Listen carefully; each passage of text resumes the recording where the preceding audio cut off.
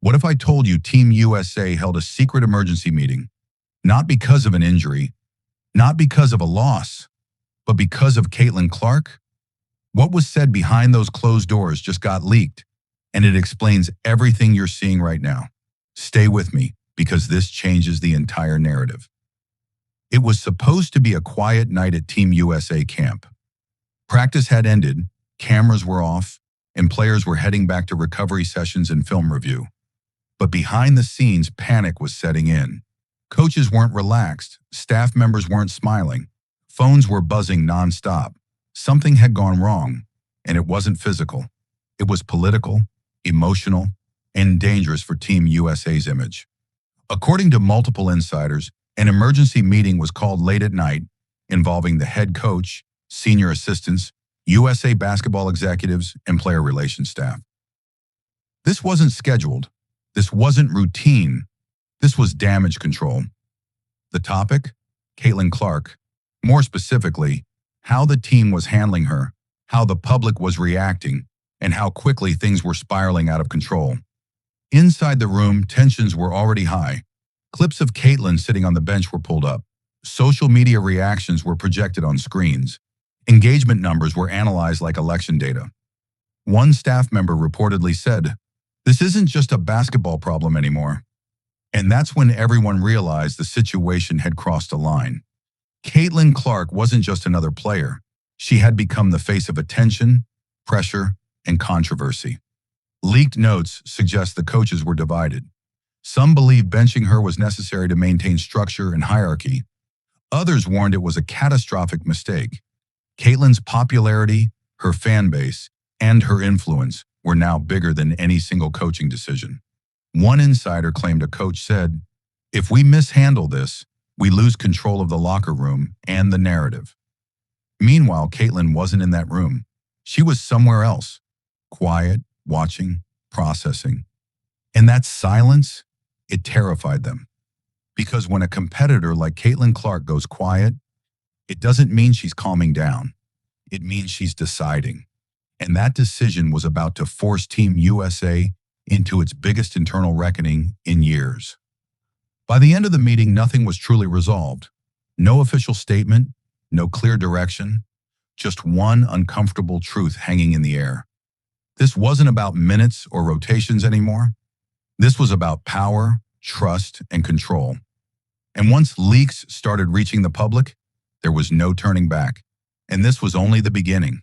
The doors to the conference room closed quietly, but the tension inside was deafening. Coaches, executives, and Team USA staff sat around the table knowing this wasn't a routine discussion. Caitlin Clark's walk-off and benching had triggered something far bigger than a single practice incident. This was about optics, leadership, and control. One coach reportedly broke the silence by saying what everyone was thinking. "We've lost the narrative." Phones were already buzzing outside the room, leaks spreading faster than any official statement could be prepared. According to sources close to the situation, the debate became heated almost immediately. Some coaches argued Caitlin's competitive fire was exactly what Team USA needed. Others believed her growing influence was disrupting hierarchy. The words locker room balance and long-term chemistry were repeated again and again. Every clip of Caitlin dominating drills was now being viewed through a political lens. This wasn't just basketball anymore, it was power. As the meeting continued, one executive reportedly asked the most dangerous question of all: "What happens if we lose her?" The room went silent, because everyone knew the answer. Losing Caitlin Clark wouldn't just hurt on the court, it would explode publicly. Ratings, sponsors, fan trust.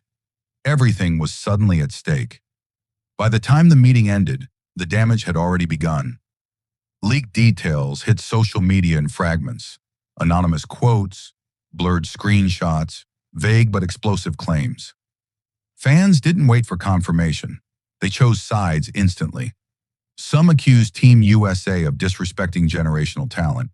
Others said Caitlin needed to earn her spot. The divide was brutal. Former players weighed in. Analysts replayed every second of practice footage. One comment kept resurfacing: "You don't bench momentum. Caitlyn's supporters argued she had become bigger than the system trying to contain her. Her critics said this was exactly why discipline mattered.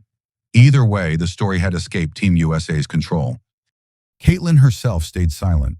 No posts, no interviews. And that silence spoke louder than any press release. Fans interpreted it as confidence, as defiance, as preparation. When the head coach finally addressed the media, every word was measured. Too measured. He denied conflict but didn't deny tension. He praised Caitlyn's talent but avoided committing to her role. And that hesitation fueled the fire. Reporters pressed harder. One asked directly if Caitlyn had considered stepping away. The pause before the answer said everything. Inside the program, trust was fraying. Players felt the shift. Practices felt tighter, quieter. Caitlyn returned, but something was different. Fewer smiles, shorter conversations, every move watched,